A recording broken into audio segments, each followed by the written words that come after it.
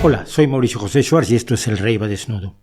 En este canal hemos hablado en muchas ocasiones sobre la capacidad de matar que tienen las grandes religiones y que marcan todo su desarrollo, desde las invitaciones que su deidad hace una y otra vez a los hebreos para que destrocen a sus enemigos, maten a sus animales y violen a sus mujeres, o el suicidio colectivo en la fortaleza de Masada, que es exaltado y presentado como noble sacrificio entre los judíos, aunque muy probablemente es un mito.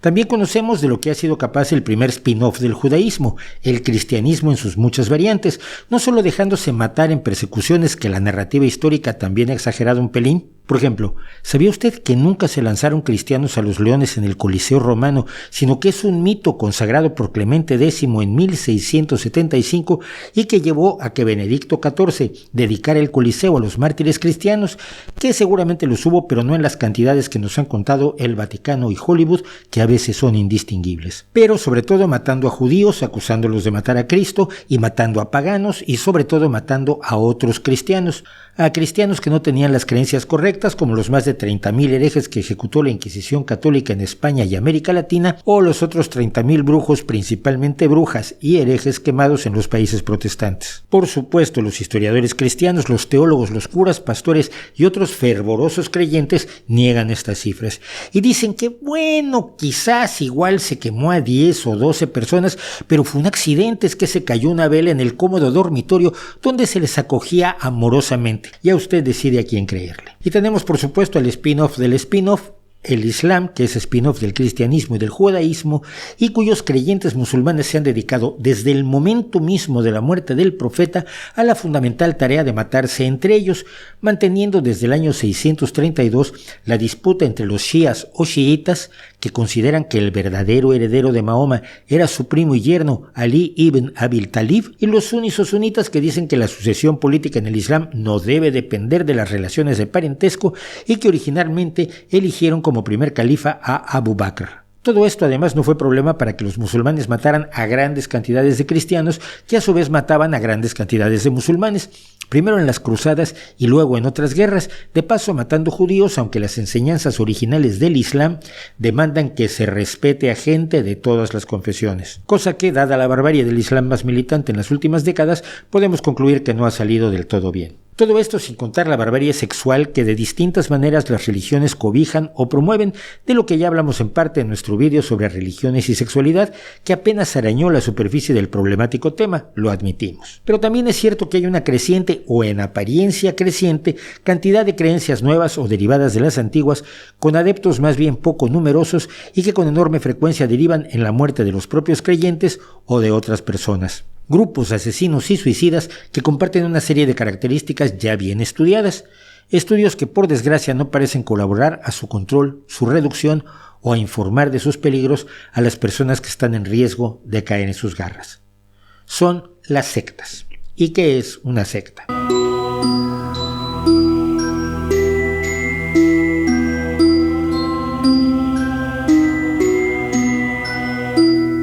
Las más comunes definiciones de sectas tienen el problema de que no consiguen apartar lo suficiente de ellas a las religiones, digamos, establecidas. Por ejemplo, el diccionario de Oxford dice que una secta es un pequeño grupo de personas que tienen creencias religiosas extremas y que no son parte de ninguna religión establecida.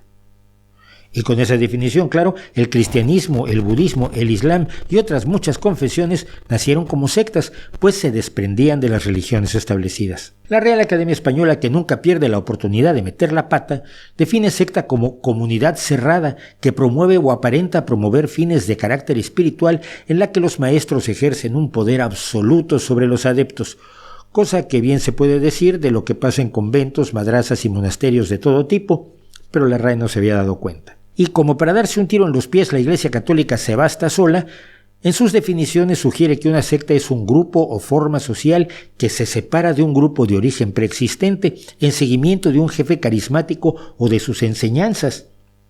Digamos como los cristianos primigenios se separaron del judaísmo siguiendo a Cristo, ¿no? Para el estudioso español de las sectas, Pepe Rodríguez, enormemente reconocido, hay que añadir, hay claramente sectas que tienen comportamientos lícitos y aceptables, y quizás podemos decir que las religiones en general, y en cada momento de la historia, con sus cambios sociales, políticos e individuales, son sectas aceptables. Pero hay otras de las que nos vamos a ocupar en esta ocasión, las sectas destructivas, que tienen dinámicas estructurales más o menos abusivas, ilícitas y patológicas.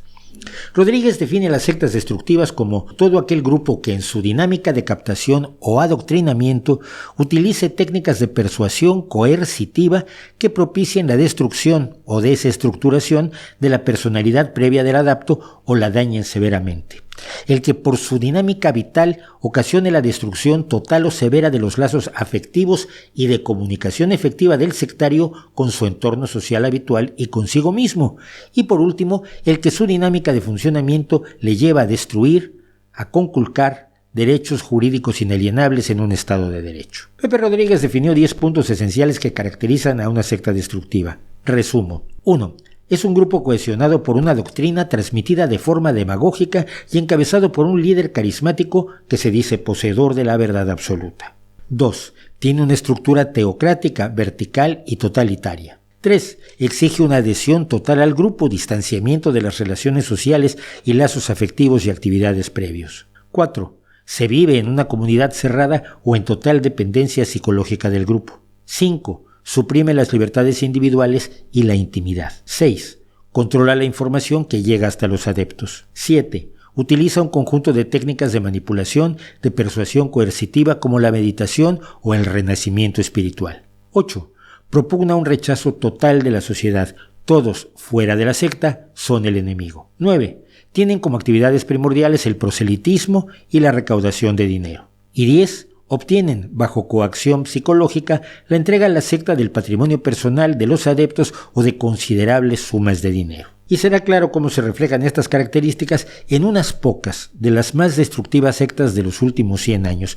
Algunas son conocidas, otras no han tenido exposición mediática, pese a ser buenos ejemplos de todo lo que sale mal cuando un ser humano convence a otro de que le trae un mensaje de Dios.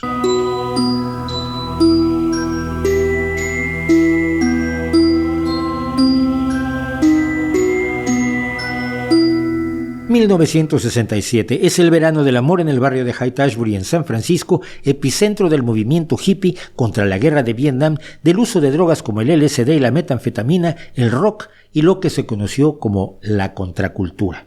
Allí, en libertad condicional después de varias estancias en la cárcel y una juventud problemática, Charles Manson se involucró con las drogas y elementos de la cultura popular como la entonces muy leída novela Stranger in a Strange Land de Robert Heinlein, la cienciología y los Beatles, y empezó a predicar su propia visión apocalíptica. De entre las multitudes que escuchaban sus prédicas, elegía a mujeres especialmente dóciles a su manipulación que empezaron a mantener a la secta prostituyéndose y vendiendo drogas. En 1968, la que ya por entonces se llamaba La Familia, se mudó a Los Ángeles. Manson, un supremacista blanco, desarrolló la peculiar idea de que los negros estadounidenses iban a emprender una guerra y matarían a todos los blancos menos a la familia, que sería la encargada de gobernar a la nueva nación negra. Manson pensaba que los Beatles le mandaban mensajes secretos en sus canciones, en especial Helter Skelter, palabras que él interpretó como el aviso del inicio de la guerra racial, cuando en realidad un Helter Skelter no es más que un tobogán espiral británico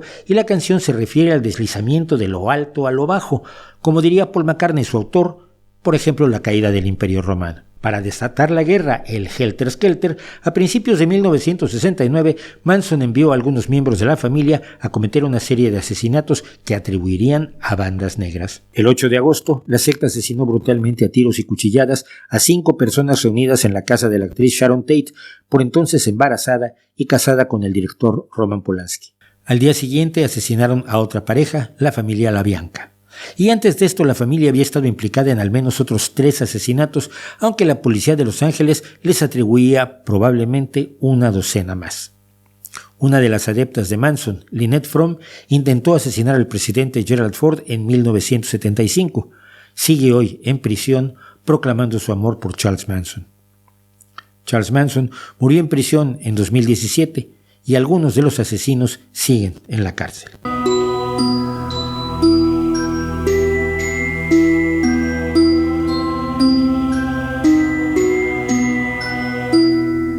quien hoy se acerque a una organización religiosa llamada la Familia Internacional, sin relación con la familia de Manson, difícilmente la relacionará con una de las sectas más notorias por su depredación sexual y explotación de menores de la contracultura. En 1968, un antiguo predicador de 50 años de edad, David Brandsberg, se autobautizó como Moisés David o Padre David y empezó a predicarles a jóvenes hippies que buscaban experiencias espirituales. Una de sus predicciones fue un inminente terremoto en California debido a la falla de San Andrés, pretexto que usó para llevarse a sus seguidores de viaje, alejándolos de sus familias. Para 1972, Berg declaraba que él era, sorpréndase usted, el verdadero y único profeta de Dios en estos tiempos y mantenía comunidades en distintos países, llegando a contar con más de 10,000 adeptos en la década de 1970. En 1973 introdujo una nueva forma de proselitismo para que las adeptas, jóvenes y en muchos casos menores de edad, difundieran la palabra de Dios y captaran nuevos adeptos mediante lo que llamó flirty fishing o pesca coqueta, que implicaba que las adeptas mostraran el amor de Dios a posibles conversos manteniendo con ellos relaciones sexuales. Por supuesto, como en prácticamente todas las sectas destructivas, muchas adeptas, mayores o menores de edad, mantenían relaciones con el líder de la secta. No falta quien cree que el único objetivo de Berg, como el de muchos fundadores de sectas, era precisamente su satisfacción sexual. Su hija Débora afirmó que su padre intentó tener relaciones incestuosas con ella y las tuvo, efectivamente, durante años con su hermana Faith. Tanto Berg como Faith lo negaban. Las acusaciones de abusos y violaciones de menores de edad, sustentadas incluso en panfletos de la secta como este de Novias Niñas, que afirmaba que Dios bendecía las relaciones con menores y que Adán y Eva eran niños cuando Dios los casó, además de otros problemas, llevaron a la refundación de la secta en 1978 como la Familia del Amor. En los años siguientes, la pesca coqueta devino en prostitución, incluso a través de agencias de acompañantes o escorts, y apoyada en cartas del fundador como «El diablo odia el sexo, pero Dios lo adora». En 1989, sin embargo, Berg se empezó a poner al sexo con menores, quizás para eludir a la justicia, y trató de reformar su imagen para adecuarse más a la sociedad y ser menos contracultural. Berg murió en 1994 sin jamás rendir cuentas por sus actos. Algunas personalidades famosas nacieron en el seno de la secta, como Joaquín y River Phoenix y sus hermanos, o la también actriz Rose McGowan. Su organización, que aún existe y aún identifica el amor de Jesucristo con los actos sexuales, es uno de los más claros ejemplos de cómo el poder del sexo es una de las principales armas para la adquisición y control de adeptos por parte de una secta destructiva.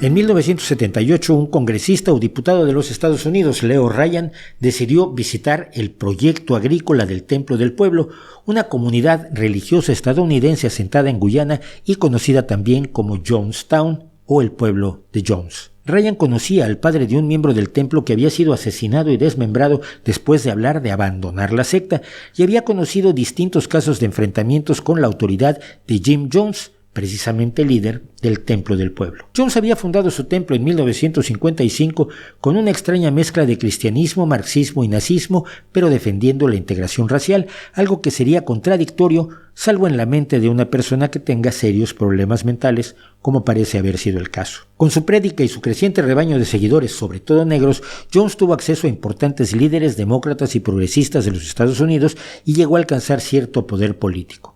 Pero en 1977, sintiéndose atacado, Jones llevó a sus seguidores a una propiedad de Guyana donde, dijo, establecerían una sociedad del más puro comunismo, al estilo que él entendía el comunismo, y aclarando que mantenía relaciones con la Embajada de la Unión Soviética, Cuba, Corea del Norte y otros países. Su paranoia y el temor a quienes querrían destruirlos a él y a su templo por ser precisamente comunistas de verdad fue en aumento. En varias ocasiones advirtió a sus seguidores que se prepararan para un ataque y muchas veces pasaban noches en vela esperando la llegada de invasores que nunca llegaron. Igualmente, les convenció de que si eran atacados, su misión era suicidarse en masa, y en varias ocasiones afirmó que el momento había llegado y dio a todos sus fieles a beber un líquido, asegurándoles que morirían en pocos minutos.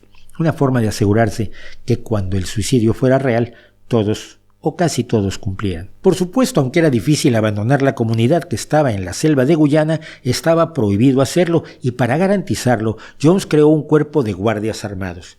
Además, un sistema de cámaras y de micrófonos vigilaba a todos y cualquier acción sospechosa podía ser seguida de un castigo o un juicio interno. El sexo con el líder era frecuente tanto con hombres como con mujeres.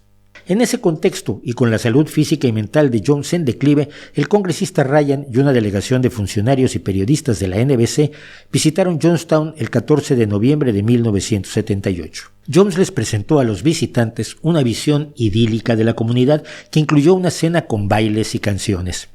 Pero algunas personas, abiertamente o mediante notas clandestinas, pidieron al congresista que se les ayudara a huir.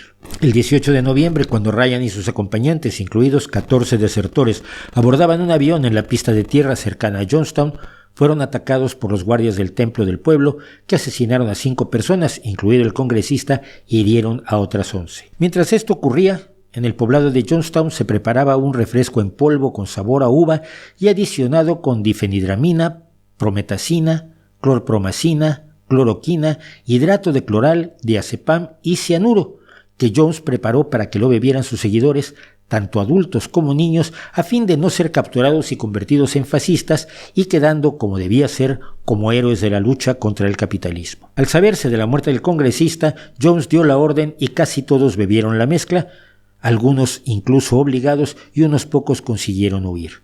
Jones finalmente se disparó en la sien con una escopeta. Al llegar las autoridades varios días después, encontraron más de 930 cuerpos, a los que se sumarían los de la familia que sostenía la sede del templo en Georgetown, capital de Guyana, donde la adepta Sharon Amos mató a 2 de sus hijos con un cuchillo antes de suicidarse para que su hija mayor se suicidara finalmente. Solo un miembro de la secta, Larry Layton, fue enjuiciado por los hechos en 1986, sentenciado a prisión y liberado en 2002.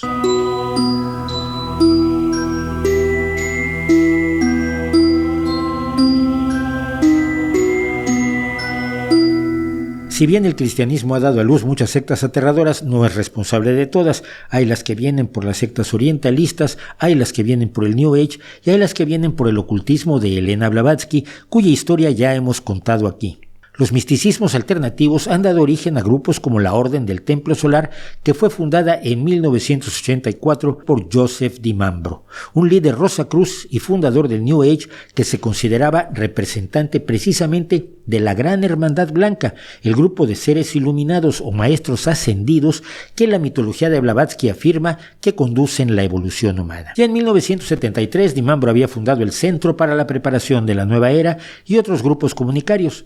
Él afirmaba que era la reencarnación de Moisés, del faraón egipcio Akenatón y de varios otros personajes. Es curioso que ninguno de estos iluminados afirme ser la reencarnación de un fabricante de velas de la Moravia medieval o de una esclava de bajo nivel en la casa del patricio romano más pobre. La secta se fundó cuando DiMambro conoció a Luc Jouret, un exmilitar belga que se dedicaba a la homeopatía, a la salud holística y a afirmar que tenía poderes paranormales. Nada extraño, pues.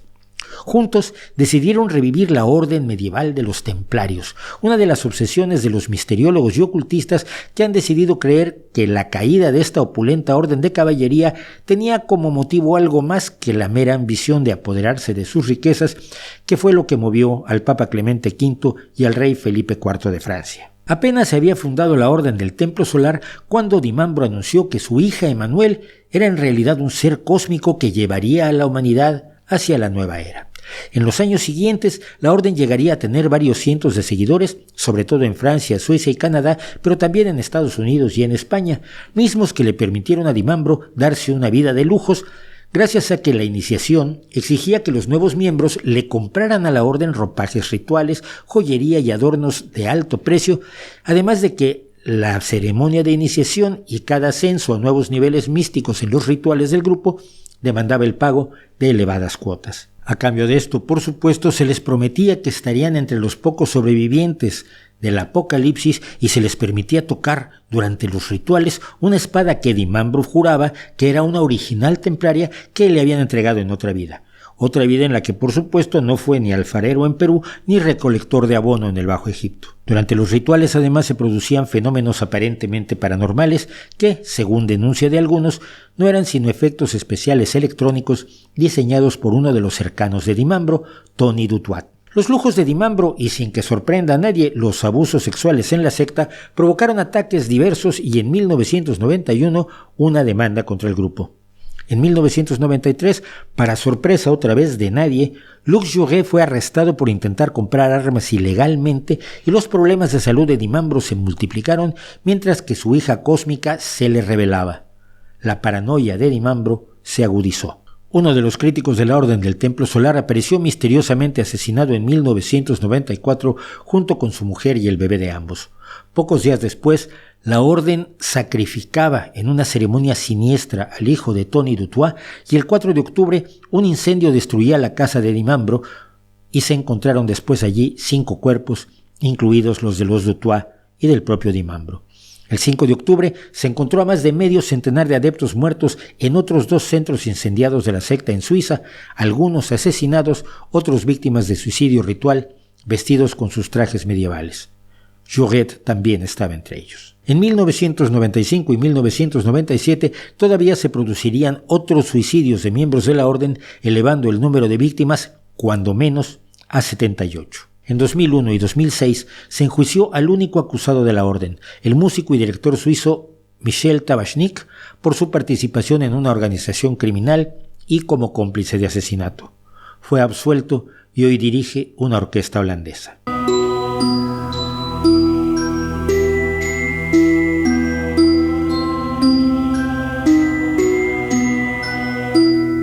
San Diego, 26 de marzo de 1997. La policía recibe una denuncia anónima y va a una mansión en Rancho Santa Fe, donde descubre 39 cadáveres, todos vestidos de la misma manera, todos con el rostro cubierto por una bolsa de plástico, todos yaciendo en sus respectivas literas. En un principio a nadie se le habría ocurrido relacionar este extraño pero clarísimo suicidio colectivo con el hecho de que por esos días, en la culminación de su órbita de 4.000 años alrededor del Sol, el cometa Hale-Bopp hacía su máximo acercamiento a nuestro planeta en un acontecimiento astronómico de gran significado. Pero ambos hechos estaban firmemente vinculados. Los 39 cuerpos pertenecían a un antiguo líder sectario, Marshall Applewhite, y a sus 38 seguidores de la secta llamada de manera gráfica la Puerta del Cielo o Puerta del Paraíso, Heaven's Gate. Para entonces Marshall Applewhite había seguido una extraña ruta de soldado a profesor de música que cambió su vida al conocer en 1972 a la enfermera y mística Bonnie Nettles y convencerse juntos de que su encuentro estaba previsto por el destino cósmico y que ellos eran al mismo tiempo los testigos del libro del Apocalipsis y los portadores de un mensaje de superación para que los seres humanos evolucionaran hacia otra especie como mariposas que salen de orugas. Para ello utilizaban mensajes del New Age, el cristianismo primitivo, la creencia en los antiguos astronautas y la idea de que serían los extraterrestres quienes habrían de llevar a los seres humanos a su nuevo plano de existencia. Pero para ello, los seres humanos necesitaban morir y renacer, y para morir necesitaban primero deshacerse de todos los lazos terrenales y vivir en una comunidad cerrada, temerosos de la sociedad de fuera que quería destruirlos, por supuesto, y claro, matar al pobre de Applewhite. Promulgaban rechazo al sexo, promulgaban así el rechazo a las amistades, al contacto humano, a toda relación con el mundo exterior. Nettles se adelantó muriendo en 1985 y Applewhite mantuvo el férreo control de la secta y sus pocos adeptos, ni siquiera aceptaba a muchos nuevos por miedo a las infiltraciones de la CIA. Con la herencia que le dejó uno de los adeptos, el grupo compró tierra en Nuevo México hasta asentarse finalmente en la casa de San Diego. A diferencia de otras sectas, esta no dependía de la práctica del sexo, sino de su rechazo, ya que Applewhite y Nettles habían tenido una relación platónica. Para reafirmarse en este rechazo, Applewhite y 7 de sus seguidores se sometieron a una castración quirúrgica, con lo cual, decía el líder, se cortaba uno de los lazos más firmes del ser con la vida terrenal. En 1996, después de años de silencio y trabajando como programadores de páginas web, la secta publicó una serie de vídeos ofreciendo a los espectadores una última oportunidad de evacuar el planeta antes de que fuera destruido. Your only chance to evacuate is to leave with us. Planet Earth about to be recycled. So to us, it would be suicide to not leave. Applewhite se convenció de que Nettles volvía en una nave extraterrestre que se acercaba a la Tierra oculta tras el cometa Hale-Bopp, e hizo los preparativos necesarios para encontrarse con ella. Sus adeptos grabaron mensajes de despedida y a partir del 22 de marzo, en los siguientes 3 días, tomaron alcohol y barbitúricos, se pusieron una bolsa de plástico en la cabeza y murieron con su ropa negra que llevaba el parche Heaven's Gate Away Team, el equipo de salida de la Puerta del Paraíso. No sabemos si el cometa traía una nave, pero parece ser que el mundo no se terminó.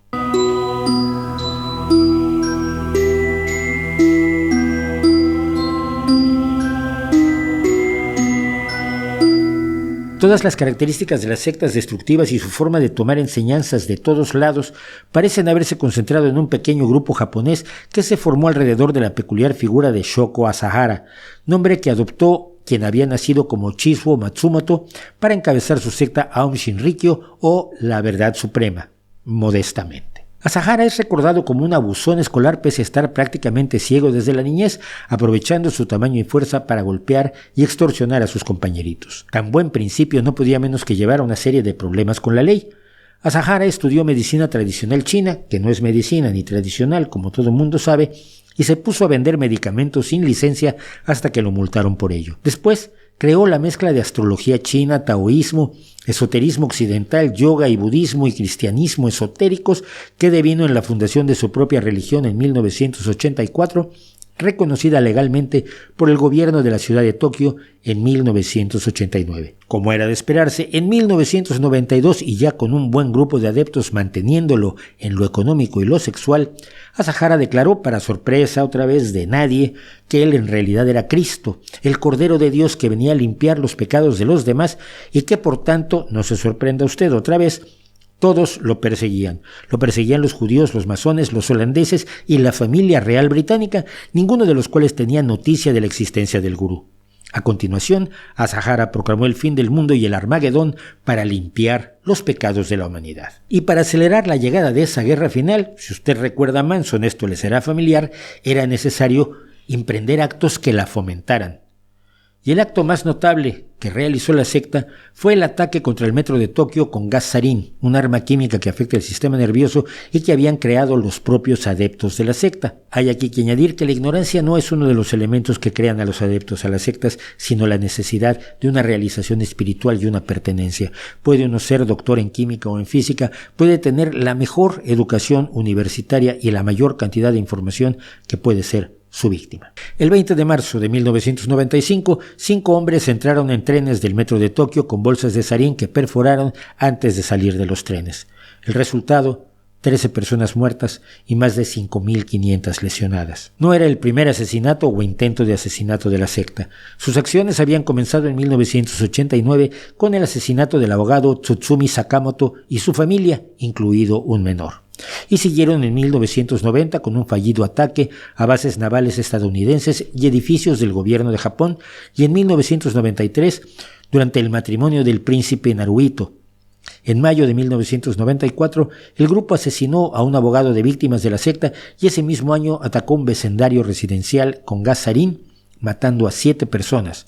Posteriormente asesinaron a un periodista y a 20 disidentes de la secta. En todos los casos usaron armas químicas. Los atentados siguieron después del ataque del metro sin víctimas mortales hasta que en mayo la policía llegó hasta Asahara. Enjuiciados, Asahara y 13 de sus seguidores fueron condenados a muerte en un juicio que duró 7 años y que acabó hasta 2004. Asahara y sus seguidores condenados fueron ejecutados en la horca el 6 de julio de 2018. La secta hoy, sin embargo, continúa en 2 grupos, Aleph y Hikari no Wa, y cuenta con unos 1.500 miembros.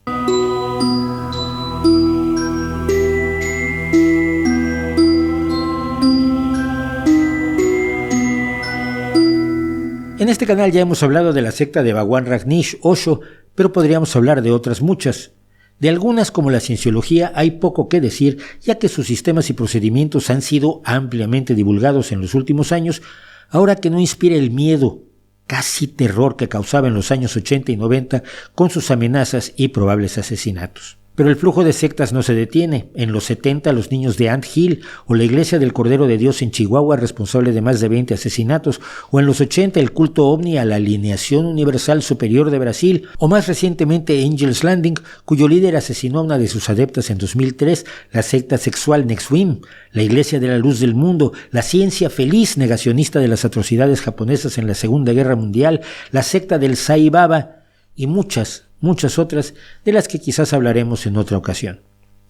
Pero hay aquí dos asuntos que merecen una breve reflexión y que confluyen en este verdadero circo de los horrores de la religión, la espiritualidad, la superación, la iluminación y la creencia en que uno puede ser mejor que los demás y de alma muy pura, aunque asesine. Primero están los líderes. Si bien es muy posible que algunos de ellos empiecen la religión como un mero negocio, como caraduras, no es difícil ver que al final prácticamente todos parecen haberse creído su valor divino, su iluminación, su calidad de seres superiores. Y esto solo puede ser producto de la adulación, de la adoración a la que se ven sometidos. Si el alcohol o cualquier otra droga hace que la gente se sienta inmortal y perfecta, es extraño pensar que la droga de la adulación, de la obediencia, del poder sobre otros seres humanos consigue exactamente lo mismo, y lo vemos no solo en líderes sectarios, sino incluso en estrellas de rock o de cine que de pronto se sienten seres singulares. Y esto nos lleva a los seguidores, a gente dispuesta a descargar la totalidad de sus responsabilidades